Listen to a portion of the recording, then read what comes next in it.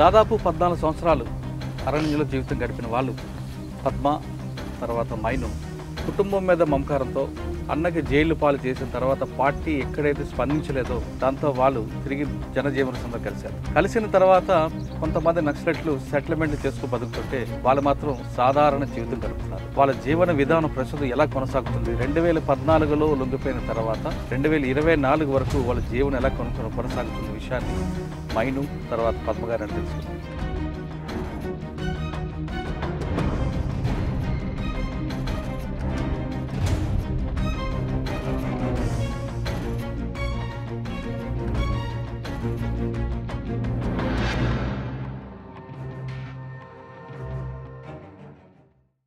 Surrender నక్సల్స్కి ఇవ్వాల్సిన పథకాలన్నీ కొన్ని ఇచ్చినట్టున్నాయి. కానీ కొంతమంది నక్సలైట్లు మీ మాజీలు అని చూపించుకుంటూ సెటిల్మెంట్ చేసుకుంటూ దందాలు చేసేవారు. ఆ క్రమంలో మీకు నయీం అనే వ్యక్తి ఎదురుపడ్డాడు. మీరు సూర్యం అన్నాను ఒక ఆంబుష్ దీంట్లో ఆయన ప్రాణాలు కోల్పోయాడు. మీరు చేస్తున్న దీంట్లో 76 మంది సిఆర్పిఎఫ్ దళాలది అటాక్ ఉంది. అదే పార్టీ తీర్మానం అది. అంటే మా కంపెనీ నుండి కొంతమంది ఏఓబిపోయిండ్రు. అది మన వాళ్ళకి చెప్పినట్టుగా 30 మంది దాకా అటుపోయింది. మిగిలిన ఒక 50 మంది దాకా ఈయనే. దానిలో భాగంగా నేను కూడా ఈయనే ఉన్నా. అది కమిటీ తీర్మానం. ఆ టైంలో గవర్నమెంట్ ఒకటి గ్రీన్ అంట్ అని ఒక పెద్ద ఆపరేషన్ పెట్టింది అన్నట్టు. అది సిఆర్వి ఆర్ సిఆర్సి ఎస్ఎంసి వీళ్ళ ప్రస్తావన తీర్మానం. ఆ తీర్మానం ఎక్కువ కేంద్రీకరణ అయ్యడానికి అంటే మా సిఆర్సి కంపెనీ బెటాలియన్ ఈ రెండు కలిసి పెద్ద ఎత్తున మనం పోలీసుల మీద చేయాలి. మీరు డీకేలో మీరు చేసిన యాక్షన్స్ కొన్ని ఉన్నాయి. దామంజోడు రైల్వే స్టేషన్ కానీ లేదా పోలీస్ క్యాంప్స్ మీద కానీ. అది నీ అడగలేదు, నేను చెప్తున్నా.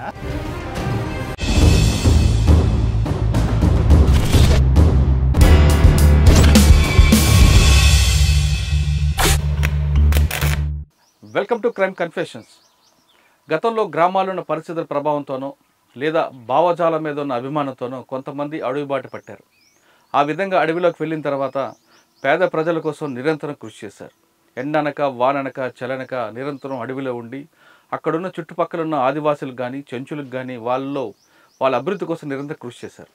కొంతకాలం ఆ విధంగా అడవిలో ఉన్న తర్వాత, కొంతకాలం కాదు కొన్ని సంవత్సరాలు అడవిలో ఉన్న తర్వాత పార్టీ మీద అభిమానంతోనో లేదా వ్యక్తిగత కారణాలతోనో లేదా మరో ఇతర సమస్యలతోనో అడవి బాట వదిలి బయటకు వచ్చారు.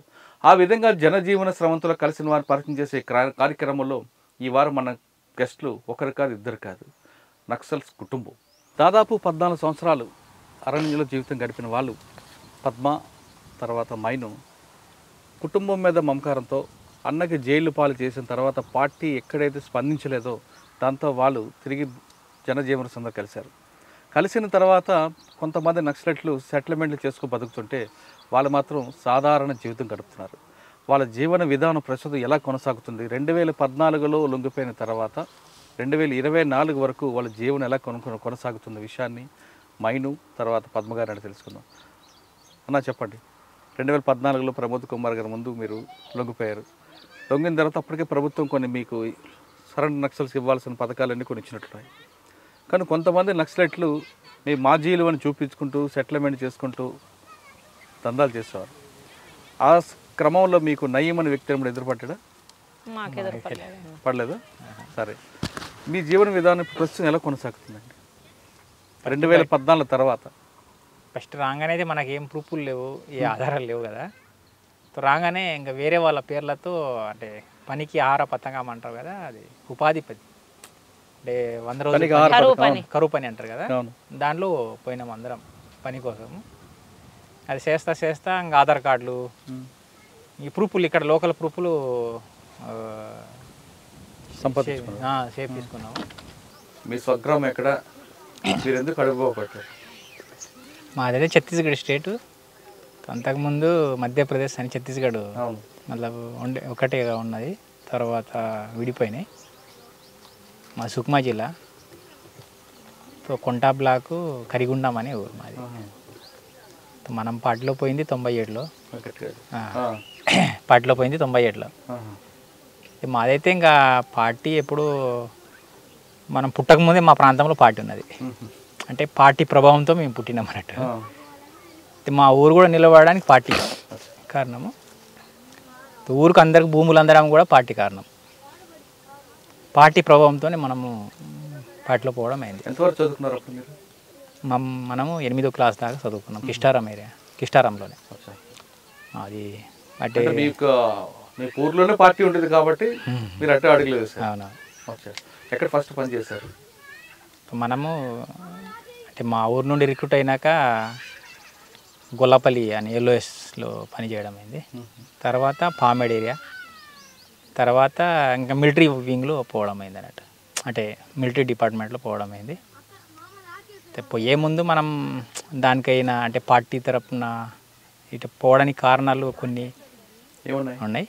అంటే అంటే లేస్తే ఉంటే మొత్తం పార్టీ ప్రభావం కదా. మా ఊర్లో అంటే అక్టోబర్ క్రాంతి అని చైనా విప్లవం గురించి 98లో పెద్ద మీటింగ్ జరిగింది అన్నట్టు. దాంట్లో విజయ్ అని మాకు ఏసీ సెక్రటరీ ఉండే, ఏసీ సెక్రటరీ కిష్టారంకు ఎల్ఓఎస్ కమాండర్ కొడతానే. అప్పుడు మా ఊర్లో దగ్గర వేల మందిలో జనాలు వచ్చిండు అన్నట్టు.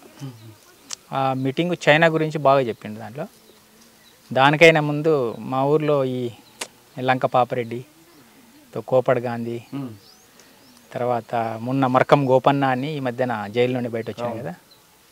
మాకు చిన్నప్పటి నుండి అంటే 90, 91 అప్పటి నుండే మా ఊర్లో రావడము, జనరల్గానే పార్టీ సంబంధించిన ప్రతి ఒక్క సందేశం పాంప్లెట్ రూపంలో ఇవ్వడము, లేకపోతే మన ఊర్లో మీటింగ్లు పెట్టి చెప్పడం ఇలాంటివి చేసేటోళ్ళు. ఆ టైంలో మనకైతే ఊర్లో వేరే సమస్యలు ఏం లేవు. ఆల్రెడీ సమస్యలు ఏవైతున్నాయో ఫారెస్ట్ ద్వారా ఉన్న సమస్యలు పార్టీ పరిష్కరించింది. అంటే ఆ ఊరు పెద్ద అభయారణ్యం, అంటే సెంచురీ నేషనల్ పార్క్ టైప్ అది. ఆ ఏరియాలో ఈ బయట నుండి వచ్చిన కొత్త ఊర్లు ఏవైతున్నాయో ఆడ ఆగొద్దు, మొత్తం లేకుండా అంటే దూరం ఉండాలనే దాంతో పెద్ద అభయారణ్యం డెవలప్ చేయాలనే దాంతో వాళ్ళు ఫారెస్ట్ వాళ్ళు అంటే గవర్నమెంట్ ఉండేది. ఆ సందర్భంలో ఫారెస్ట్ వాళ్ళని రానియకుండా చేయడము, మీరు పోడు వ్యవసాయం చేయండి అనేది పార్టీ చెప్పడము.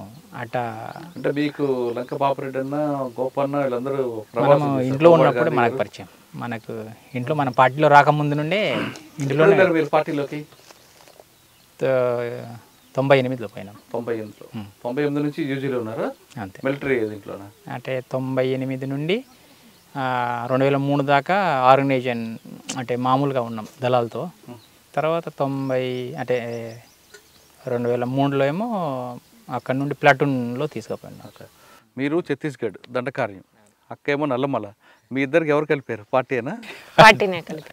కానీ పార్టీ ఉన్నప్పుడు కూడా జంతన్ సర్కార్ లాంటి సర్కారు ఏర్పడి మీరు అన్నట్లుగా సమిష్టంగా లాభాలు పొందాలని ప్రయత్నం చేసిన తర్వాత కూడా అక్కడ వస్తు మార్పిడి పద్ధతి ఇంకా ఎందుకు ఉందంటారు? ఇప్పుడు లేదు అది. ఇప్పుడంటే ఈరోజు ఉండకపోదు, మీరు ఉన్న టైంలో ఉంది కదా. అప్పుడు మనం ఉన్నప్పుడు కూడా లేదు, అంతకుముందు ఎప్పుడో పోయింది అది. నేను 2012లో చూసా, బియ్యం ఇస్తే బెల్లం ఇవ్వాలి, బెల్లం ఇస్తే పప్పు ఇవ్వాలి. ఆ వస్తువు మార్పిడి అనేటువంటిది ఉందన్న. సంతల రూపంగా కూడా వీళ్ళు అక్కడ అడవి నుంచి వాళ్ళు అరటిపళ్ళు, పనసపళ్ళు తీసుకొచ్చి చింతపండు, పసుపులాంటి తీసుకొస్తే ఇక్కడ నుంచి వాడు ఒక కలు సీసా ఇచ్చేవాడు. వస్తువు మార్పిడి అసలు పాత సిస్టమ్ అదే కదన్నా, మన ఊర్లలో కూడా అదే కదా. ఇప్పుడు అదంతా వ్యక్తిగత ఆస్తి, స్వార్థం పెరుగుతున్నది. స్వార్థం పెరిగే కొంది ఇవన్నీ పెరుగుతున్నాయి తప్ప ఇప్పుడు వాళ్ళల్లో ఆ స్వార్థం అనేటువంటిది కనిపించదు. అసలు వీడు బతుకుతున్నాడు అంటే ఇంకొకరు కూలగొట్టాలనేటువంటి ఆలోచన కనిపించదు. అక్కడ వాళ్ళ లేదులేండి, కుట్ర అని ఉండదు. కాసేపు ఆ విషయం పక్కన పెడతాం అన్న, అన్నదానికి వెళ్తాం అన్న. మీరు చెప్పండి అక్క, మీరు ఒకే టీంలో పనిచేశారు, మీరు సూర్యం అన్నాను. ఒక ఆంబుష్ దీంట్లో ఆయన ప్రాణాలు కోల్పోయారు. మీరు చేస్తున్న దీంట్లో 76 మంది సిఆర్పిఎఫ్ దళాలది అటాక్ ఉంది, ఒక్కసారి అది రివీల్ చేయండి. అదేం పార్టీ తీర్మానం అది. అంటే మా కంపెనీ నుండి కొంతమంది ఏఓబి పోయినరు, అది మన వాళ్ళు ఇప్పుడు చెప్పినట్టుగా ఒక 30 మంది దాకా అటుపోయినారు. మిగిలిన ఒక 50 మంది దాకా ఈయనే ఉన్నారు. దానిలో భాగంగా నేను కూడా ఈయనే ఉన్నా. అది కమిటీ తీర్మానం. అంటే సీసీ ఆయుధాల కోసమేనా? ఆ టైంలో గవర్నమెంట్ ఒకటి గ్రీన్ అంట్ అని ఒక పెద్ద ఆపరేషన్ పెట్టింది అన్నట్టు. ఆపరేషన్కి ఎట్టయినా మనం అంటే ఇవ్వాలనే దాంతో అది సిఆర్వి ఆర్ సిఆర్సి, ఎస్ఎంసి వీళ్ళ ప్రస్తావన అన్నట్టు తీర్మానం. ఆ తీర్మానం ఎక్కువ కేంద్రీకరణ అయ్యడానికి అంటే మా సిఆర్సి కంపెనీ అని బెటాలియన్ ఈ రెండు కలిసి పెద్ద ఎత్తున మనం పోలీసుల మీద చేయాలి, ఇంకా తుపాకులు స్వాధీనం చేసుకోవాలని అది తీర్మానం తీర్మానం. అంటే పార్టీ తీర్మానం తర్వాత ఎక్కడ జరిగింది కరెక్ట్గా? అది జగురుకొండ ప్రాంతం అన్నట్టు, అంటే దక్షిణ బస్తార్లోనే జగురుకొండ ప్రాంతం. దాని నుండి పక్కన ఒక సిఆర్పిఎఫ్ క్యాంప్ ఉంటుంది సింతల్నార్ అని, సింతగుప్ప మధ్యాహ్నం అనేది. అది సింతగుప్ప నుండి ఒక 12-14 కిలోమీటర్ల దూరము. ఈ సింతల్నార్ నుండి ఒక 4 కిలోమీటర్ల దూరం అది. దాంట్లో ఒక గుట్ట టైప్ ఒక సైడ్ ఉంటుంది, ఒక సైడ్ ప్లేన్ ఉంటుంది. ఎప్పుడు వచ్చిన పోలీసు వాళ్ళు అది సిఆర్పిఎఫ్ రోడ్ ఓపెనింగ్ కోసం వస్తూ ఉంటారు అన్నట్టు. దాంట్లో ఎప్పుడు వచ్చినా ఒక 100-150 మంది అటు వస్తారు.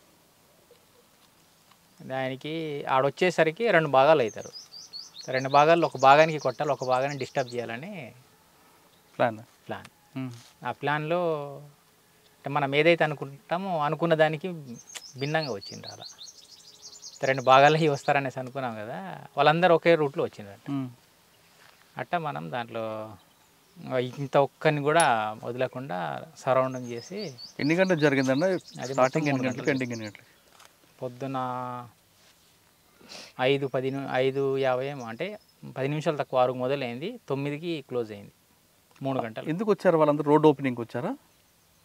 వాళ్ళ ప్లాన్ మనకు తెలియదు. మనది ఏంటంటే ఇక్కడ వస్తే ఇక్కడ చేయాలనేది, అంతేగాని వాళ్ళ ప్లాన్ ఏంటంటే ఏదో 3-4 ఊర్లు పెట్రోలింగ్ చేసి పోవాలనేసి కొమ్మింగ్ చేసి పోవాలనుకున్నారు వాళ్ళు. మీరు ఎంతమంది ఉన్నారు, వాళ్ళు ఎంతమంది ఉన్నారు? వాళ్ళు 82 మంది అట. మేము ఇటు ఒక 300 మంది ఉంటాం. అబ్బా. అందులో మీ రోల్ ఏంటి? మా రోల్ అంటే ఇంకా పార్టీ చెప్పిన బాధ్యత మనం నిర్వహించినాం అంతే. అంతా ఫైరింగ్ అయినా మీరు అందరూ కూడా? ఫైరింగ్ అంటే మైన్స్ గేమ్స్ ఏం లేవు, ఫైర్ చేసుకుంటూ ముందు పోవడం. అంటే వాళ్ళందరూ ఒక ట్రూప్గా వచ్చారు కదా, మీరు ఆపోజిట్ కొట్టారు వాళ్ళని? సైడ్ నుండి అంటే 4 వైపుల నుండి ఫైర్ చేసిన వాళ్ళు. అంటే ఇట్లా రౌండ్ చేసినాం కదా. ఆయుధాలు దొరికాయా? దొరికినాయి. దగ్గర 81 తుపాకీ దొరికినాయి మొత్తం. ఏకేలు, ఇన్సాసులు ఇలాంటివి దొరికినాయి. 76 మంది చనిపోయారు కదా, ఆ బాడీలు అక్కడే ఉన్నాయి అప్పుడు? ఆడనే వదిలేసి. కొంతమంది ప్రాణంతో కొన ఊపిరితున్న వాళ్ళని కూడా కాల్చి చంపారట కదా. అయితే ఆ టైంలో ఇట్ అనేది కాదు, అంటే వాళ్ళు మళ్ళీ మన మీద తిరగబడతారు అనే దాంతో లాస్ట్ టైంలో ఒక్కొక్క రౌండ్ వేసుకుంటూనే పోతారు. వాళ్ళకాడ తుపాకీ తీసుకోవడము, పక్కన ఇవ్వడము, మళ్ళీ ముందుకు పోవడము అట్లా చేసుకుంటూ పోతారు. చంపడానికే ఆడ కూర్చున్న తర్వాత ఇక మళ్ళీ వాళ్ళు కొన ఊపిరితో వదిలిపెట్టారు కదన్న ఎవరైనా. అన్న 76 మంది చంపిన తర్వాత బాధ అనిపించలేదా మీకు? మనకు ఆ టైంలో మనకు బాధలు గీదలు ఏముంటాయి, ఎందుకంటే ఇంకా ఊర్లో అటు తాడమెట్ల అనే ఊరు ఉంది, దగ్గర ఒక 70 ఇండ్లకు తగలబెట్టిండ్రు వాళ్ళు.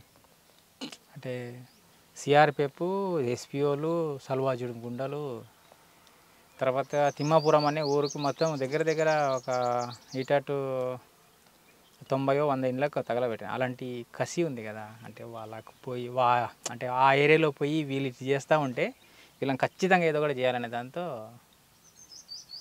ఉన్నది. సల్వార్జుడం సంబంధించిన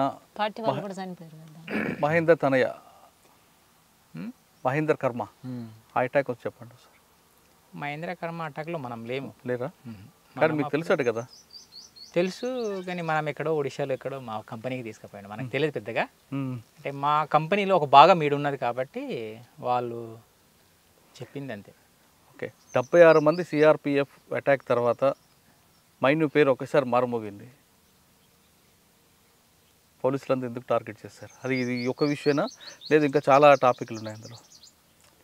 అంటే మనకు ఆల్రెడీ కంపెనీ బాధ్యులుగా ఉన్నాం కాబట్టి. బాధ్యత మాది మిలిటరీ రంగం కదన్నా. మిలిటరీ రంగం అయిన తర్వాత పార్టీ ఏ నిర్ణయం తీసుకున్నా దాన్ని చేయాల్సిందే. మేము చెయ్యము ఈ రంగంలో. మాది మిలిటరీ రంగం. మిలిటరీ రంగం అంటే పార్టీ వాళ్ళని ఇన్ఫార్మర్ను చంపమన్నా ఇన్ఫార్మర్ను చంపాలి. ఈడ పెత్తందారి అంటే ఆ పెత్తందారిని చంపాలి.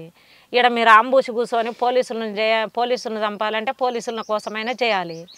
లేదు ఓన్లీ వీళ్ళని చంపడం కోసమే మనం వెళ్ళాలి, మనకు వెపన్స్ దొరక్కపోయినా పర్వాలేదు అనుకుంటే దానికైనా వెళ్ళాల్సిందే. అప్పుడు ఇంకా పాపభీతి అనేటువంటిది. ఎందుకంటే ఒక మనిషి చనిపోతే ఎవరికైనా పాపమే. ఇప్పుడు వాళ్ళకు మాకు వ్యక్తిగత కక్షలు ఏం లేవు కదా పోలీసులకు మాకు. కాబట్టి కానీ మేము ఒకవైపు ఒక వర్గాన్ని కాపాడడం కోసం మేము చేస్తున్నాం, వాళ్ళు ఒక వర్గాన్ని కోసం వాళ్ళు వస్తున్నారు.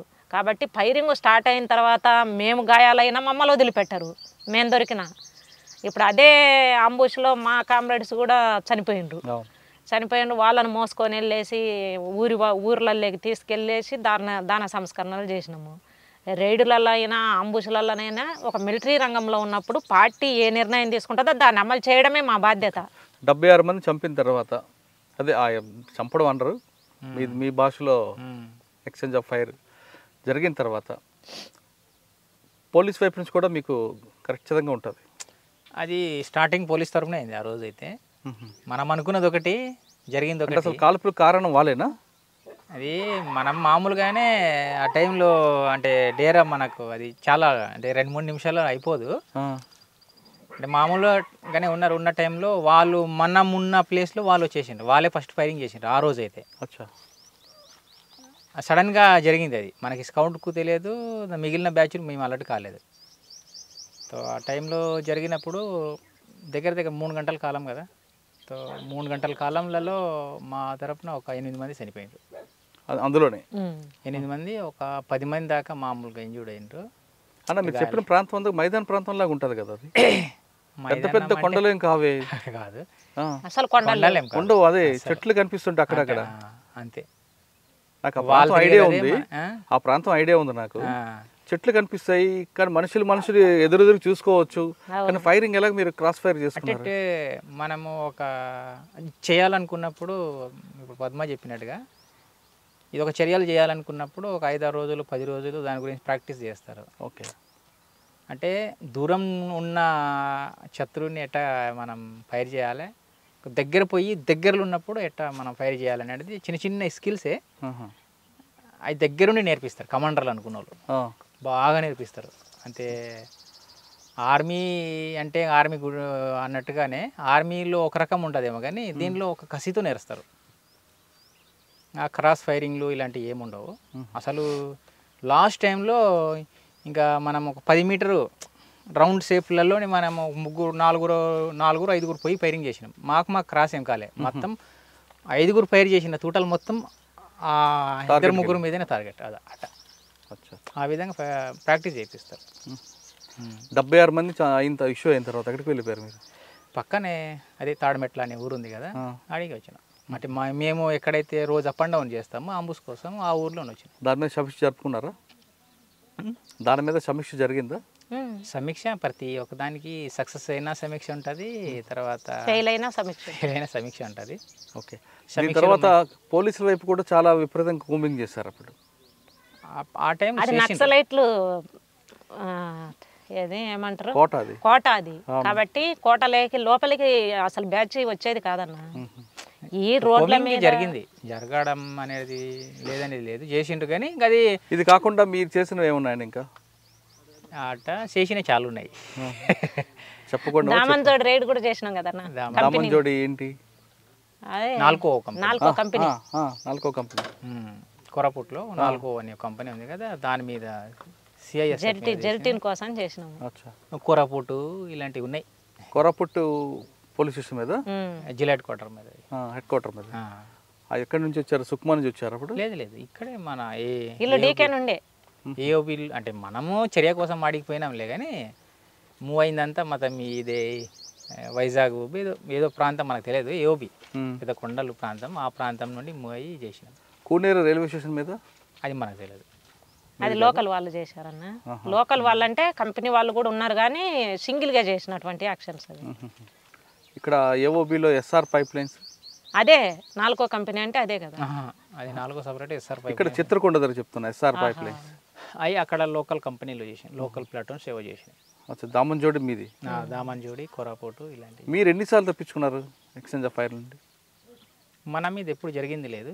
ఒక్కసారి ఇక్కడ మన ఏదో ఏ ఏరియా కానీ ఏఓబి ప్రాంతంలో ఒకసారి జరిగింది. దాంట్లో 2 మేము చనిపోయినారు. దానిలో నేను సెంట్రీలో ఉన్నా, నా తరపు నేను ఫైరింగ్ ఏం లేదు. ఇంకో సైడ్ నుండి మేము ఒక 17 మంది ఉన్నాం కదా, 17 మందిలలో అటు డౌన్ నుండి ఫైరింగ్ అయితే ఇంకా పైన పోయే టైంలో 2 మహిళలకు తగిలింది. ఆ టైంలో సాధారణంగా ఫైరింగ్ అంటేనే చాలామంది భయం ఉంటుంది. అంటే మీరు వాడిని ప్రాణాలు తెగించి లోపలికి వెళ్ళారు మీ ఇద్దరు. మీరే కదా అన్నలు అందరూ అలాగే వెళ్తారు, ప్రజల కోసం త్యాగం చేసి వెళ్తారు. పట్టపగలంటే ఓకే, రాత్రులు ఏ టైంలో ఎక్కడ వస్తుందో తెలియదు కదా, మీరు ఆ టైంలో ఎలాగుంటుందండి మీ ఫీలింగ్స్ అసలు? ఇంకా మేము ఫీలింగ్ అనేది మనకు ఎప్పుడు వేరే విధంగా అనిపించలేదు. అంటే మేము అతి పెద్ద సంఖ్యలో ఉంటాం కాబట్టి ఒక బందోబస్తులోనే ఉంటాం. అంటే మాకు ఒక స్కౌట్, దానికి ఒక అబ్జర్వేషన్ చేసేటోళ్ళు, తర్వాత ఒక 10 కిలోమీటర్ నుండి దూరం మనకి ఇన్ఫర్మేషన్ వచ్చేటట్టుగా ఇట్లా కొన్ని ఏర్పాటు చేసి మా కంపెనీ అనేది మూవ్ అవుతుంది. అంటే చిన్న చిన్న యూనిట్లు అనుకో, అది ఎల్ఓఎస్, ఎల్జిఎస్లు, అంటే 5-10 మంది, వాళ్ళు ఒక రకంగా ఉంటుంది. మేము ఒక 100-110 మంది అట్లా ఉంటాం కాబట్టి పెద్దగా మనకు వేరే విధంగా అనిపించదు. అంటే మనం అంతా మూవ్ చేసేది రాత్రినే, పగలు సైలెంట్గా ఉంటాము. ఎక్కడ పోయినా. ఛత్తీస్గఢ్లో పనిచేసిన టైంలో ఇప్పుడు కల్లూరి అని ఒక పోలీస్ ఆఫీసర్ ఉండేవారు. Kalluri police station police officer, అదే ఆఫీసర్లే, బస్తర్ ఐజీ. ఆయన ఎప్పుడైనా మీకు ఎదురుపడ్డారా? ఎదురు పడలే కానీ ఇంకా కొన్ని మొరటగా మన మీద బ్యాచ్లు పంపడం ఇలాంటివి చేసిండు. తర్వాత మరి రిటైర్ అయిందా ఏమైంది మనకు తెలియదు. రిటైర్ అవ్వలేదు ఉన్నారు. ఆయన సల్వార్ జూడును అడ్డం పెట్టుకుని కొన్ని కార్యక్రమాలు చేశారు, నక్సలైట్ నడిచివేశారు అనే ఒక వార్త ఉంది, వాస్తవం అది? ఇంకంతా సల్వాజూడం అనేది ఒకటి ప్రైవేటు సైన్యము, దానికి కర్మ నిర్మాత, దానికి సపోర్ట్ ఎట్టయినా ఇదో అంటే నక్సల్ వ్యతిరేకంగా చేస్తున్నాం కాబట్టి దానికి గవర్నమెంట్ సపోర్ట్ ఇస్తుంది ఎట్టయినా. 2014 వరకు మీరు లోపల ఉన్నారు కదా, 2016 వరకు ఛత్తీస్గఢ్లో రోజు ఒక ఎన్కౌంటర్ జరిగేది, కనీసం రోజు ఒక ఇద్దరిని చనిపోయేవారు. పార్టీకి దానివల్ల నష్టం జరిగిందా? లేదు ఆ ఎన్కౌంటర్ చూసి చాలామంది ఇంకా లోపలికి వచ్చేవారు? అంటే 14 దాకానా ఎన్కౌంటర్లు, అది ప్రతి ఒక్క ఎన్కౌంటరు దళం మీదే కాదు, అది చాలా ఎన్కౌంటర్లు అంటే ఇంకా జనాల మీదనే. జనరల్గా ఇక్కడ సింగల్ దొరికినా పట్టుకుని చంపడము ఇలాంటివి చాలా చేసిండ్రు. ప్రతి ఒక్కటి ఎన్కౌంటర్ అయింది అనుకో, ఎన్కౌంటర్ భాగంగా వాళ్ళు కూడా చనిపోయిండ్రు. అది ఎన్కౌంటర్ రూపంలో అది మనం చెప్పలేము, అది బూటకప్పం అనేది మనం అనుకోవాలి దానికి. అంటే చాలా అంటే చాలా, అంటే ఏడ దొరికిన వాళ్ళు పట్టుకుని చంపిండ్రు సల్వాజుడం అనే పేరుతో. ఛత్తీస్గఢ్ అనేది ఎందుకు అసలు డెవలప్మెంట్కి దూరంగా ఉంది? అది ఛత్తీస్గఢ్ మధ్యప్రదేశ్ విడిపోయిన తర్వాత అది కూడా భారతదేశంలో ఒక భాగమే. ఛత్తీస్గఢ్ అవ్వచ్చు, బస్తర్ అవ్వచ్చు, లేదా సుక్మా కానీ, దంతెవాడ, ఈ ప్రాంతం అంతా అబూజ్మడ్, ఈ ప్రాంతం అంతా కూడా భారతదేశంలో భాగమైన డెవలప్మెంట్కి ఎందుకు దూరంగా ఉంది? డెవలప్మెంట్ అంటే దేనికి డెవలప్మెంట్? రోడ్ లేదనేనా? రోడ్డు అది కాకుండా అక్కడ ఇప్పటికి కూడా ఆదివాసీలు వాళ్ళు ఇంకా మామూలుగానే ఉంటున్నారు, వాళ్ళకి రూపాయికి కాయిన్కి తేడా తెలియని పరిస్థితులు ఉన్నారు. దానికి కారణం ఏమనుకోవచ్చు? అంటే రూపాయి నోటుకి కాయిన్కి ఈ రెండింటికి వ్యత్యాసం కూడా తెలియని ఆదివాసులు ఉన్నారు అక్కడ. దానికి కారణం ప్రభుత్వం ఒక లేకపోవడమా, లేదు మీరున్నారు కాబట్టి ప్రభుత్వం రాకపోవడమా? ఒకవేళ మీరు కూడా ఉండి వాళ్ళలో ఎందుకు రాజకీయ చైతన్యం కానీ ఆ పరిజ్ఞానం కానీ పెంపొందించారు? అంటే ఒకప్పుడు పార్టీ రాకముందు ఒక రకం ఉన్నారు, పార్టీ వచ్చిన తర్వాత వ్యవసాయం రంగంలో అందరూ బాగా యాక్టివ్గా ఇది చేయడం అయింది అన్నట్టు. డెవలప్ అంటే అప్పులేని డెవలప్ అనుకో, అంటే ఒక్కరికొకరు సహాయంతో ఉండి బతికే ఒక మంచి సంస్కృతి అది. అంటే ఆ ప్రాంతంలో డెవలప్ అంటే ఏదో బిల్డింగ్ కడితేనే డెవలప్, లేకపోతే రోడ్డు ఉంటే డెవలప్ కాదులేండి. తర్వాత ఏదో ఇంకా మొత్తం పెద్ద ఎత్తున వెహికల్స్ ట్రాన్స్పోర్ట్ వ్యవస్థ ఉంటే డెవలప్ అనేది కాదు. ఆ ప్రాంతంలో అది ఒక డెవలప్ అనుకో. ఆ విధంగా అంటే ఎవరికి ఒక ఎకరా పొలం లేదు అనేది ఎవరికి లేదు, ఒక్కరికి పొలం పంపించింది చేసింది. తర్వాత ప్రతి ఒక్కరు వ్యవసాయం చేస్తారు, ప్రతి ఒక్కరు సమానం బతకాలనే ఉద్దేశంతో ఉంటున్నారు అన్నారు దాంట్లో. ఇంకా దానికి డెవలప్ అన్డెవలప్ అనేది దాంట్లో ఏం తేడా లేదు. బయట నాలెడ్జ్ లేదు తప్ప మామూలు జీవనానికి సంబంధించిన డెవలప్మెంట్ అన్ని రకాలు ఉన్నాయి వాళ్ళకి. అక్కడ పార్టీ జనతను సర్కారం పెట్టింది, దాని యొక్క ప్రయోజనం ఎలా జరిగిందంటారు? జనతన సర్కారులలో మనకి ఆల్రెడీ మీకు కొన్ని సమీక్షలు ఇవన్నీ ఇన్ని ఉంటారు, ప్రతి ఒక్కటి ఉంటుంది దాంట్లో. అంటే బాలల సంఘం అది సంఘం రూపంలో కాదు, అంటే జనాలకు ఎడ్యుకేషన్ రూపంలో తీసుకొచ్చేటి కొన్ని స్కూల్స్ కూడా నడిపించారు, అది జనతన సర్కారే. తర్వాత మన మెడికల్స్ రూపంలో కూడా మనకి బాగా శిబిరాల్లాగా ఏర్పాటు చేసి ప్రతి జనతన సర్కార్ కింద ఒక వాళ్ళకున్న ఎడ్యుకేషన్ ప్రకారం వాళ్ళు మెడిసిన్స్ ఇవ్వడం ఫ్రీగా, ఇలాంటి అంటే సమిష్టి తత్వాన్ని, అంటే ఏ వ్యవసాయం పని చేయాలన్నా సమిష్టినే ప్రతి ఒక్కటి. ఊర్లో ఆవులు వ్యక్తిగతంగా చేయడం లేదు, అందుకు కలిపి చేసుకోవాలి. ప్రతి ఒక్కటి కలిపి చేసుకోవడం. ఊర్లో ఒక 10 ఇండ్లు ఉన్నాయనుకో, 10 ఇండ్లు కలిసే చేస్తారు ప్రతి ఒక్కటి. 10 మందికి ప్రతి ఒక్కరికి ఆవులు ఉన్నాయనుకో, రోజొకరు ఆవుల కోసం పోతారు ఒక ఇంటి వాళ్ళు, రేపు ఇంకో ఇంటి వాళ్ళు, రేపు ఇంకో, అంటే 10 రోజులు వచ్చేసరికి ఒక రౌండ్ తిరిగి వస్తుంది అన్నట్టు ప్రతి ఒక్కటి. ఇప్పుడు ఈడేమో కూలీ ఇస్తేనే ఒక్కరి కాడ పని కోసం పోతారు కదా, అక్కడ అట్ట కాదు. నా కాడ పని అయిపోయేదాకా మిగిలిన వాళ్ళు వస్తారు, నేను వాళ్ళ కాడ అట్నే పోతాను. డబ్బు ఏముండదు, అవసరం లేదు ఆ డబ్బు. ఓన్లీ ఏమో బట్టలు కొనడానికి, ఉప్పు కొనడానికి తప్ప మిగిలిన అన్నీ ఆడనే చేసుకుంటారు. ఇప్పుడు మీకు ప్రభుత్వం భూమి ఇచ్చింది కొంత భాగం, ఆ భాగంలో ఏం పండిస్తున్నారు, దీన్ని ఒక షేపుకి తీసుకొచ్చారు. ఈ షేపుకి రావడానికి మీరు ఎంత పడ్డ కష్టం ఏంటి అన్న? మాకు గవర్నమెంట్ భూమి ఇచ్చే నాటికి అది అక్కడ ఉన్నటువంటి బీడు భూములుగానే ఇది ఉన్నది.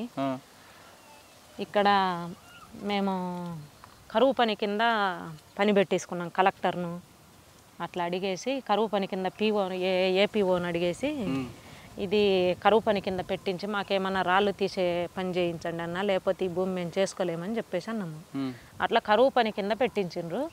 ఈ చుట్టూ గోడలు పెట్టడానికి దాదాపు ఇక్కడ ఉన్నటువంటి ఈ 2 గ్రామాల వాళ్ళు, పందెలపల్లె, తర్వాత ఈ లక్ష్మీపురము, శాంతినగర్, ఈ 3 గ్రామాల వాళ్ళు మాకు చాలా హెల్ప్ చేసిండ్రు. ఇది మొత్తము కరువు పని కింద వచ్చి, కరువు పని కింద డబ్బులు ఇచ్చినా వ్యక్తిగతంగా ఇంకొకరికి పోయి చేయడానికి సహకరించరు ఎవరు. కానీ వాళ్ళు ఈ 3 గ్రామాల వాళ్ళు మాకు చాలా హెల్ప్ చేసి, ఈ భూమి కూడా వాళ్ళ ఎద్దులు మేపుకునేది అయినప్పటికీ ఈ గ్రామ ప్రజలు మాకు ఈ భూమి ఇవ్వడానికి సహకరించిండ్రు. ఇట్లా మొత్తం ఈ చుట్టూ ఈ గోడ పెట్టడానికి చేలో ఉన్నటువంటి రాళ్ళు మొత్తం కూడా 300 మంది, ఒక్కొక్క రోజు 300 మంది 400 మంది కరువు పని కింద ఈ చుట్టూ చేయించుకున్నాం. ఎన్ని సంవత్సరాలు పట్టిందమ్మా ఇదంతా తయారు? ఇది మొత్తం ఇప్పటికీ 6 సంవత్సరాలు పట్టిందన్న ఇట్లా చేయడానికి. ఈ మొక్క ఈ సైజుకి వచ్చింది, చాలా అందంగా తయారు చేశారు మీరు. చీనికాయలు, బత్తాయికాయలు ఎన్ని గంటలు కష్టపడుతుంటారు? దీన్ని మీరు ఏం చేస్తుంటారు రోజు? మినిమం రోజు 6 గంటలకు వస్తాం పొద్దున. అంటే పొద్దున వచ్చేసి ఇంకా ఒక్కొక్క రోజు 9 దాకా చేసేసి ఇంటికి పోతాము. లేకపోతే అక్కడే లేట్ అయింది అనుకో, 8 అట్టు వచ్చినామనుకో, సాయంత్రం దాకా ఇన్నే ఉంటాం. ఏదో ఒకటి చెట్టు పక్కన ఉన్న రాయి తీయడము, దాని చుట్టూ తవ్వకము, గడ్డి ఉండిన గడ్డి తీయడము, ఏదో ఒకటి చేస్తూనే అనమాట. అట్లా చేయబట్టి ఈ ఆకారం వచ్చింది. కానీ నీరు చాలా ఇబ్బంది కదా ఇక్కడ. ఆల్రెడీ బోర్లు 2 బోర్లు వేయించుకున్నాం, ఇంకా వేయాలి. కానీ ఇప్పుడు వెలుగొండ ప్రాజెక్ట్ వస్తుంది, దానివల్ల మీకు లాభం వస్తుందా? లాభమే, ఉపయోగం. మాకు నీళ్ళు వాటర్ పెరిగిద్ది కదా. ఇప్పుడు చెట్లకు వాటర్ తగ్గింది, చెట్లు వాడబడుతున్నాయి, అందుకే ఇట్లా ఉంది. కానీ ఆ నీళ్లు దాంట్లో ఉన్నాయంటే మా బోర్లలో నీళ్లు పెరుగుతాయి కదా. కానీ నీరు పెరుగుతుంది, కానీ రేపు భూమి రేటు పెరుగుతుంది. అన్ని రకాలుగా పెరిగిన తర్వాత దీని మీద కొంతమంది కన్ను కూడా పడుతుంది. కన్ను పన్నా మాకు అట్లా ఏం చేయాలి. ఆల్రెడీ గవర్నమెంట్ పర్మిషన్ తో ఇచ్చింది, మాకు పట్టాలు ఇచ్చింది. కానీ ఇంకొక రకంగా కొంతమంది చేయవేస్తారు, అప్పుడు అట్లా ఏం చేయలేరు అన్న. ఆ నమ్మకం మాకు. ఈ రోడ్డు పక్కన ఉన్న భూమి కదమ్మా, ఎవరు రాలేదు ఇంతవరకు? ఎవ్వరు రాలేదు. ఆల్రెడీ బీడుగా ఉన్నది, అది అక్కడ మొత్తం మళ్ళీ ఎస్సీలకు ఇచ్చారన్న. ఇవన్నీ కూడా అట్లనే పట్టాలు ఉన్నాయి. ఇది ఇక్కడ దాకా ఖాళీ స్థలం, ఖాళీ పొలం. ఇది అంటే బీడుగానే ఉన్నది. ఇంక ఇక్కడ మన సర్వేర్లకు వీళ్ళ వాళ్ళకి చూపిస్తే ఇది ఖాళీగా ఉందని ఇక్కడ తేలినాకనే ఇంతమందికి ఇవ్వాలని చెప్తే మొత్తం మీ కుటుంబం అంతా దీని మీద ఉన్నది. అంటే దీనికైనా మంచి పొలాలు ఉన్నాయి, మళ్ళీ 2 ఎకరాలు 3 ఎకరాలు 4 ఎకరాలు అట్ట బిట్టు దూరం ఉన్నాయి. కానీ ఎట్లున్నా కానీ వికేంద్రీకరణం అవుతాం అన్నట్టు. అంటే ఫ్యామిలీ ఒక చోట ఉండదు, ఆడొక కుటుంబం ఉంటుంది. ఏది ఉన్నా కానీ మనం ఒక చోట ఉండాలి, ఒకే చోట తీసుకోవాలనే దాంతో గీనె రాళ్ళైనా ఏదైనా కానీ తీసుకోవాలని. ఒకసారి పంట దిగిందా? పంట దిగలేదు, ఇంకా కోతకు వదలలేదు, అసలు కాపుకు వదలలేదు. 5 సంవత్సరాలకు చెట్లను కాపుకు వదిలేదు. ఇది 4వ సంవత్సరము. కొన్ని చెట్లు అది నుండి అవతల 4వ సంవత్సరం, ఇవి 23 సంవత్సరాలు. అది డబ్బులు ఎక్కడి నుంచి వస్తున్నాయమ్మా? మనము కరువు పని కింద పెట్టినామన్న. చెట్లు నాటేది కూడా గవర్నమెంట్ కిందనే పెట్టినాము. కరువు పని కింద 3 సంవత్సరాలు దీని మెయింటెనెన్స్ ఖర్చు ఇచ్చిద్ది. అది అక్కడ బోర్డులు ఉన్నాయి చూసినా, అది అక్కడ బోర్డులు. ఆ బోర్డులు మన కరువు పని కింద గవర్నమెంట్ చేపించిన విధంగా అట్లా ఎస్టిమేషన్ మొత్తం దాంట్లోనే ఇస్తారనమాట. మేము దీంట్లో పని చేసినా మా కూలీ లెక్క కూడా ఇచ్చింది అనమాట. అట్లా 3 సంవత్సరాలు మెయింటెనెన్స్ ఖర్చులు ఇచ్చింది. చెట్లకు ఫస్ట్ ఒక సంవత్సరం మొత్తం మేము డ్రిప్పులు బోర్లు వేపించుకోలేకపోయినప్పుడు గవర్నమెంట్ నుంచే వాటర్ పోయడానికి కూడా దీనికి డబ్బులు ఇచ్చింది. అట్లా ఆ బిల్లులతోటే మళ్ళీ ఈ బొచ్చేలో బోర్లు వేపించుకున్నాము. అట్లా దీంట్లో డెవలప్ అయినాం తప్ప మేము ఎలాంటి మిగిలిన వాళ్ళ ఏదో నక్సలైట్లు ఇట్లా చేస్తారంట అట్లా చేస్తారంట దందాలు చేస్తారంట, మేము వచ్చిన ఉదయం వస్తే మళ్ళీ సాయంత్రం ఇంటికి పోయేది. అట్లా మేము కష్టపడుతున్నాము.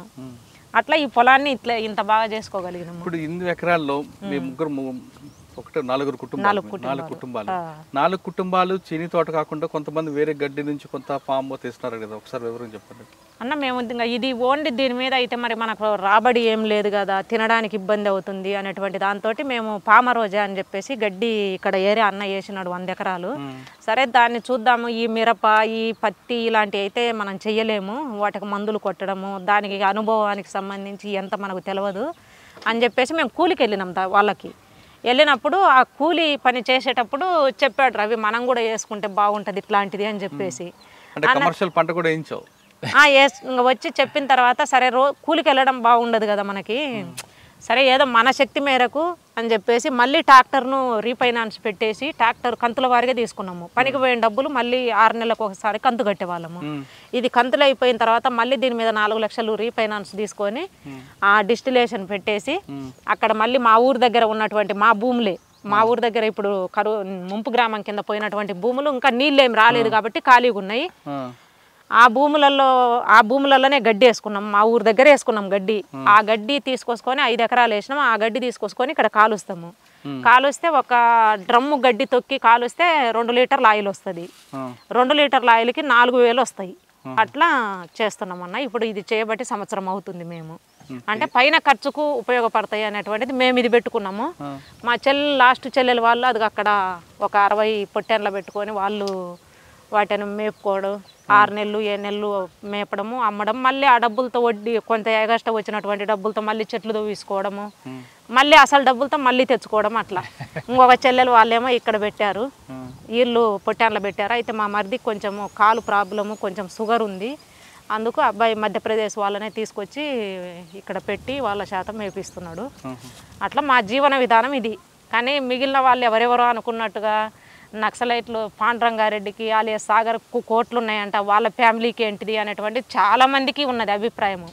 చాలా మంది బయట చెప్పడం ఏంటంటే సాగర్ తన కుటుంబాన్ని అడ్డం పెట్టుకొని రియల్ ఎస్టేట్ దందాలు చేస్తుంటాడు అన్నది, నెల్లూరు కేర్ ఆఫ్ అడ్రస్ పెట్టుకున్నాడని.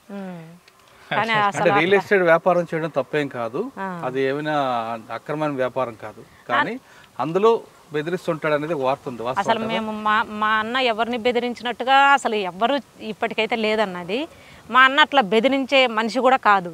ఎందుకంటే మాకు సంబంధం లేకుండా ఏ విషయం చేసినా మేము ఫ్యామిలీ అంతా మొన్నటిదనక కూడా మేము ఫ్యామిలీ అంతా ఒకటే కుటుంబంగా అందరం కలిసి ఈ పని చేసినాము. మేము ఒక పని చేస్తుంటే మా అన్న శాతనైన పని మా అన్న చేస్తున్నాడు ఇక్కడ.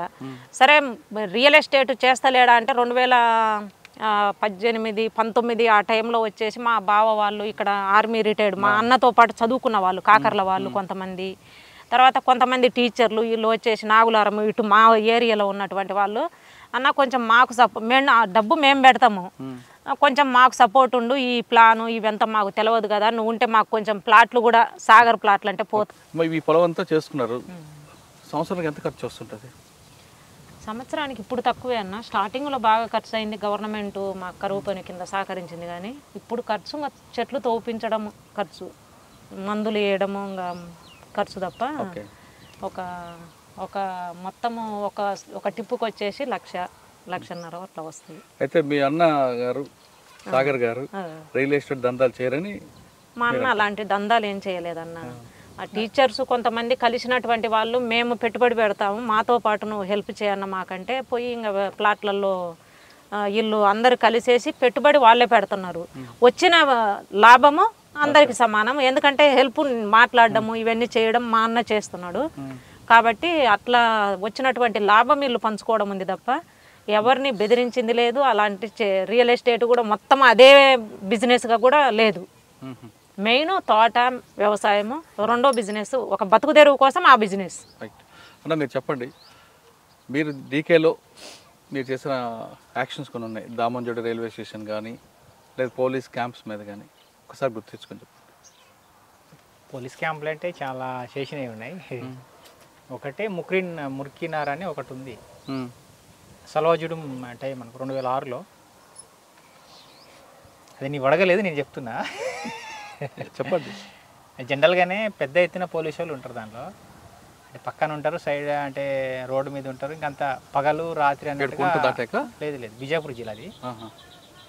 అది కొత్తగా క్యాంప్ పెట్టింది అన్నట్టు. అంటే మామూలు అవుట్ పోస్ట్ టైపు ఒక కొత్త క్యాంపు.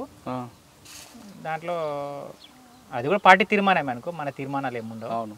అది సల్వాజుడం వ్యతిరేకంగా చేసిన ఒక చర్య అన్నట్టు. అది అటు నుండి మాడ్ నుండి ఒక కంపెనీ వచ్చింది, ఇక్కడ నుండి రెండో కంపెనీ, అంతా కలిసి చేయడానికి పొద్దున హైవే మీద పోయే ఒక బస్సును కిడ్నాప్ చేసి కొంచెం ఒక రోడ్డుకు 2 కిలోమీటర్ దూరంలో తీసుకుపోయేసి అక్కడ ఉన్న సవారీస్ ఉంటారు కదా, జనాలు ఉంటారు కదా, వాళ్ళని దించి ఆ బస్సు మనం ఎక్కడం పొద్దున అంటే 7:30, 8 ఆ టైంలో. అది ఎక్కేసి ఇంకా ఒక 5 నిమిషాల్లోనే క్యాంప్లో పోతాం అన్నట్టు. పక్కనే క్యాంప్లో పోయేసి ఇంకా టక ఎవరు పోస్ట్లో వాళ్ళు పోయేసి ఫైర్ చేసుకుంటూ పోతాము.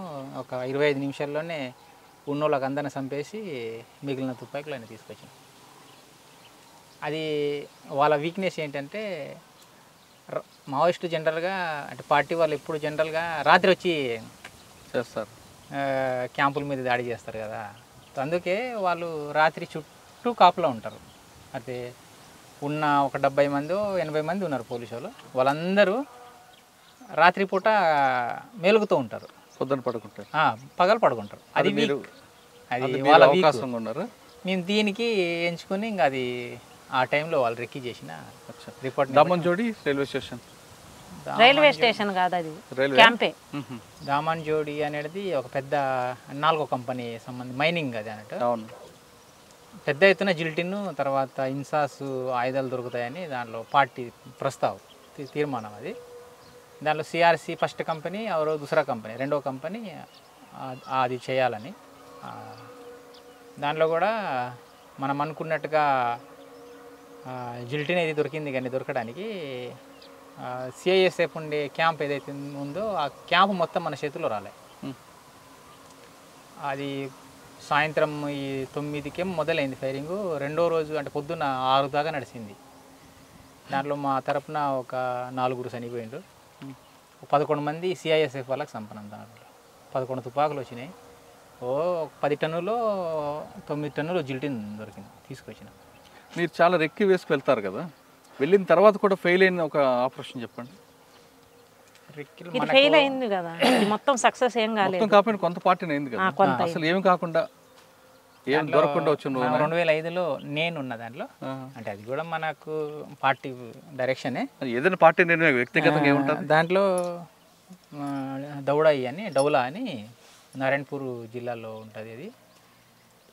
అది మనకు రెక్కిళ్ళలో అది మరి గోడ కనిపించలేదా ఏంటో కానీ అనుకున్నంత టైంకు మనకు ఆడ సెంట్రల్ మన కబ్జాలో రాలే. తర్వాత క్యాంపు మొత్తం మన చేతుల్లో రాలే. దానిలో 4 చనిపోయినాం. మొత్తం పోలీసు వాళ్ళకి ఏం కాకుండా మనం నష్టపోయి బయట రావడం అదొకటి. ఏ క్యాంప్ అది? దౌడాయి అనేది నారాయణపూర్ జిల్లాలో ఉంటుంది. 2005లో జరిగింది అది. అందులో మీకు నష్టం జరిగింది. దాంట్లో మా తరపున పార్టీ తరపున ఒక 4 చనిపోయిండ్రు. మీ మీద కూడా ఒక అటాక్ అయినట్లుంది కదా ఆ టైంలో. నాకు గ్రెనేడ్ పీసులు కూడా తగిలినాయి. ఎక్కడ? కాళ్ళకు చెయ్యికి తగిలింది.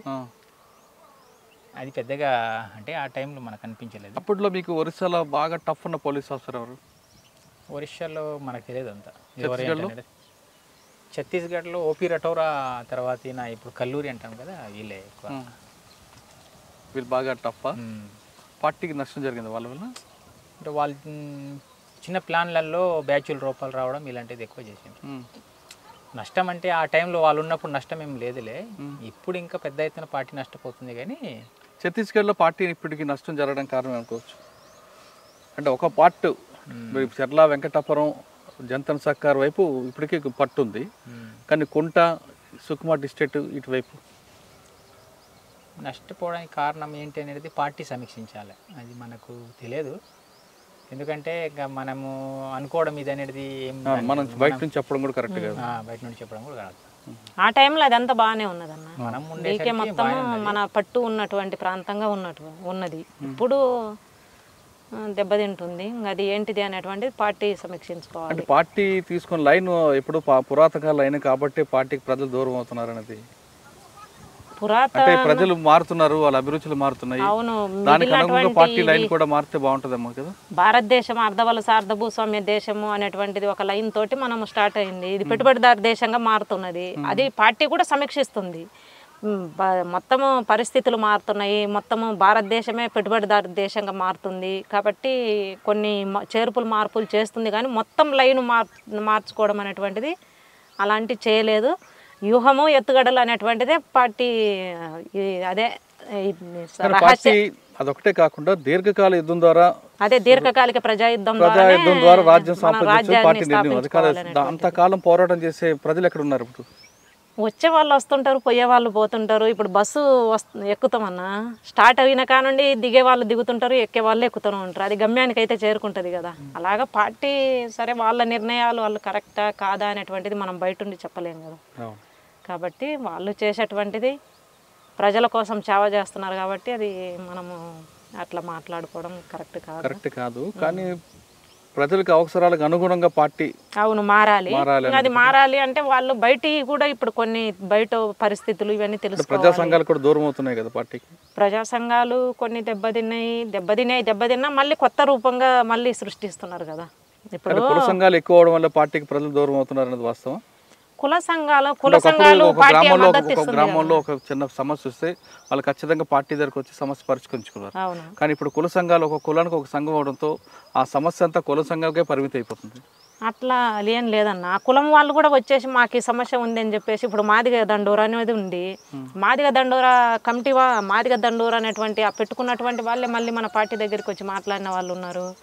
ఇప్పుడు మాల మహానాడు పెట్టుకున్నారు, వాళ్ళు పార్టీ దగ్గరికి వచ్చి మాట్లాడిన వాళ్ళు ఉన్నారు. అట్లా కుల సంఘాలు ఉన్నప్పటికీ కుల సంఘాల ద్వారా కూడా దాన్ని అడ్వాన్స్ చేయించడం అనేది వాళ్ళ ఊళ్ళో ఉన్నటువంటి కొన్ని సమస్యలు పరిష్కరించుకోవడానికి ఉపయోగపడుతుంది.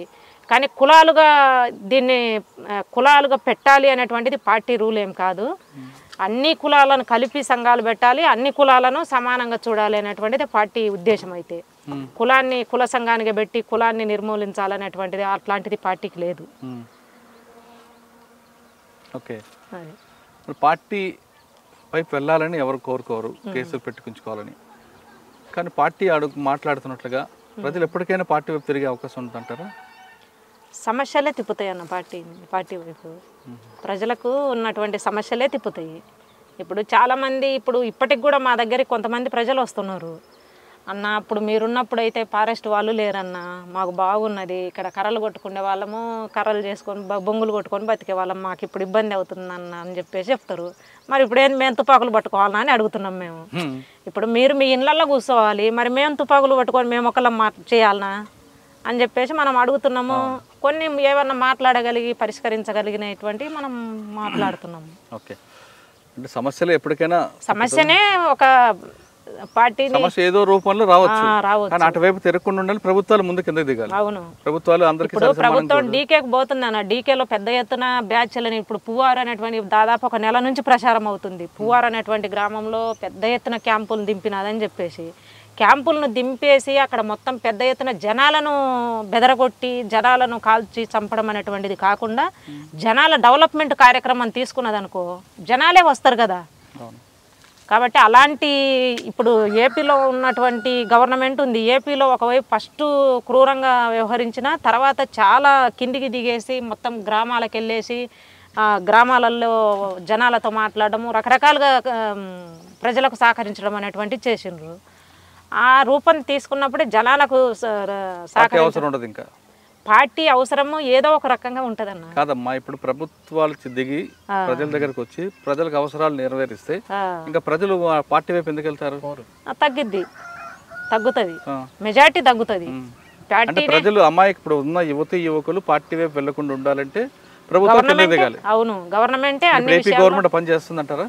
అన్ని విషయాల్లో చేయకపోయినా కొన్ని విషయాలు చేసింది అన్న. మీరు చెప్పండి అన్న, ఒకప్పుడు తుపాకీ పట్టుకున్నారు, వెళ్ళారు, పోరాటాలు చేశారు, బయటకు వచ్చారు, ఏదో ఆ ఫోటోలు చూపించి బతకకుండా తిరిగి సాధారణ జీవితం గడుపుతారు. కానీ ఇప్పుడున్న యువత రాత్రి రాత్రి కోటీశ్వర అయిపోవాలని విలాసవంత జీవితం గడపాలని కోరుకుంటుంటారు. అటువంటి వాళ్ళకి మీరు ఇచ్చే మెసేజ్ ఏంటి? ఫస్ట్ అయితే వాళ్ళ చదువు, ఇప్పుడు చదువుకునేటోళ్ళు ఎవరైతున్నారో వాళ్ళు ఫస్ట్ చదువులలో వాళ్ళు ఏం గోల్ పెట్టి చదువుతున్నారు అనేది ఫస్ట్. ఏం సాధించాలని చదువుతున్నాం అనేది. తో ఆ క్రమంలో కొంతమంది సాధిస్తాం, కొంతమంది సాధించలేము. తో నాకు అది సాధించలేను అనేది కొంతమంది నిరాశపడి ఇంకా వేరే విధంగా కావడం కాకుండా వాళ్ళు చేయగలిగేటి చాలా ఉంటాయి. మనము మనిషి అన్నప్పుడు 2 కాళ్ళు 2 చేతులు ఉన్నాయి, దానికి ఆలోచించడానికి మైండ్ ఉంది. ఈ 4 ఉంటే చాలు, మనం ఎక్కడైనా ఏదైనా చేసుకుని బతుకుతాం. నేను పాటి నుండి బయట వచ్చేటప్పుడైనా నాకు రావడానికి ఇష్టం లేదు ఫస్ట్, కానీ అన్నది కదా పద్మ, అదే సరేలే మనం కులం అనుకొని మనం పెళ్లి చేసుకున్నాం, దీనికైనా మనం ఇది ఉండాలనే దాంతో నేను బయట రావడం అయింది. ఇక్కడ పోయినాక బతకడం ఏంటిది అనేది చాలామంది క్వశ్చన్గా అడిగింది. రాడ మన జంపన్ అయితే చాలా అడిగింది నాకైతే, అక్కడ పోతే బతకడం ఏంటిదని. జంపన్న అని మోడెం బాలకృష్ణ, తర్వాత ఇంకా అక్కడ 2-3 ఉన్న సీసీ వాళ్ళు, బతకడం కష్టం అవుతుంది అనేది. తర్వాత అదే కాకుండా బయట వచ్చినప్పుడు కూడా ఆఫీసర్లు కూడా అడిగిండ్రు, అంటే నువ్వు జాబ్ తీసుకుంటే బాగుంటుంది, మీ లైఫ్ సెటిల్ అవుతుంది అనేది. నాకు ఏ జాబ్ వద్దు, మేము ఏదో ఒకటి చేసి బతకడానికి మాకు వేరే ఎవరు చెప్పాల్సిన అవసరం లేదు, మేము ఏదో ఒకటి బతకోవచ్చు మేము బతకడానికి అనే అదే సంకల్పంతో ఉండి ఇంకా 0 నుండి మేము స్టార్ట్ అయినాం ఇక్కడ. తో ఈ స్థాయిలో మనం దీనికి డెవలప్ చేయడమైనా తో వచ్చే రోజుల్లో మేము ఇట్లా బతకగలుగుతామని మేము మా కాళ్ళలో మేము నిలబడి వేరే వాళ్ళకి చెప్పడానికైనా మా జిద్దే మా కష్టమే. చదువుకునేటోళ్ళైనా రేపు ఉద్యోగం రాలేదని వాళ్ళు బాధపడాల్సిన అవసరం లేదు, వేరే ఏదో ఒకటి చేసుకుని బతకవచ్చు. బిజినెస్లు చాలా రకాలు ఉన్నాయి, ఇప్పుడు వచ్చిన బిజినెస్లలో తో చాలా రకాలు ఉన్నాయి. ఇంకా వాళ్ళు ఆల్రెడీ విద్య ఉంది కాబట్టి విద్యని ఉపయోగించి వాళ్ళు ఉన్న నాలెడ్జ్ని జోడించి ఏదో ఒకటి చేసి బతకడానికి. ఒక మనిషి బతకాలంటే నేరం చేయాలని అవసరం లేదంటున్నారు మైన్. అలా అని తుపాకీ కూడా పట్టాల్సిన మరీ అంతగా అవసరం లేదని చెప్తున్నారు. తను 0 స్థాయి నుంచి వచ్చాను, ఈరోజు తన కాళ్ళ మీద నిలబడడం కాకుండా మరో 10 మందికి ఉపాధి కల్పించే స్థాయికి ఎదిగానని చెప్తున్నారు. మనిషిలో సంకల్ప బలం గట్టిగా ఉంటే ఏ పనిని సాధించవచ్చు అనే దానికి బెస్ట్ ఎగ్జాంపుల్ మైనం అలియాస్ రవి. ఎక్కడో ఛత్తీస్గఢ్లో పుట్టి ప్రజల కోసం లోపలికి వెళ్ళి పార్టీ ఆదేశాల మేరకు కొన్ని కార్యక్రమాలు చేపట్టిన తర్వాత పెళ్లి చేసుకుని బయటకు వచ్చి సాధారణ జీవితం గడుపుతున్నాడు. మిగతా మాజీ నక్సలైట్ లాగా దందాలు చేసుకుంటూ కాకుండా తిరిగి సాధారణ రైతు కుటుంబంలా పనిచేస్తూ 10 మందికి ఆదర్శం నిలుస్తున్నాడు. ఇక పద్మక్క కుటుంబం మొత్తం అడుగుకి వెళ్ళారు, కేవలం ప్రజల కోసం వెళ్ళారు తప్ప వాళ్ళు వ్యక్తిగతంగా సంపాదన కోసం స్వార్థం కోసం వెళ్ళలేదు. లోపలికి వెళ్ళిన తర్వాత తల్లిని వదిలిని కట్టుకున్న భర్తని కూడా కోల్పోయారు. అయినా మనోధైర్యం కోల్పోకుండా ఆమె ఖచ్చితంగా మరొక పెళ్లి చేసుకొని సాధారణ జీవితం గడుపుదామంటూ బయటకు వచ్చి ఆమె ఈరోజు మైనుతో కలిసి కుటుంబం అంతా మైనుతో పాటు అన్న చెల్లెలు అందరూ కలిపి ఆ 8 మంది ఒక మామిడి తోట, ఒక బత్తాయి తోటని రకరకాల కార్యక్రమాలు చేపట్టారు. మహిళ తలుచుకుంటే సాధించలేనిది ఏదీ లేదు అంటూ అని చెప్పడానికి బెస్ట్ ఎగ్జాంపుల్ పద్మక్క చేస్తున్న కార్యక్రమం 10 మంది మహిళలకి ఆదర్శంగా ఉండాలని కోరుకుందాం. ఆమె చెప్తున్నట్లుగా ప్రతి మనిషికి ఒక కష్టం ఉంటుంది, ఒక సుఖం ఉంటుంది. కష్టం వచ్చిన వెంటనే ఆత్మహత్య పరిష్కారం కాదు అంటూ ఆమె తనకున్న అనుభవాలన్నీ చెప్తారు. ఇది ఈ వారం పద్మక్కతో పాటు మైను యొక్క మాజీ నక్సలైట్ యొక్క ఎక్స్క్లూజివ్ ఇంటర్వ్యూ. వచ్చే వారం మరో గెస్ట్లో మళ్ళీ కలుద్దాం. అంతవరకు నమస్తే. థ్యాంక్ యూ అన్న. Thank you.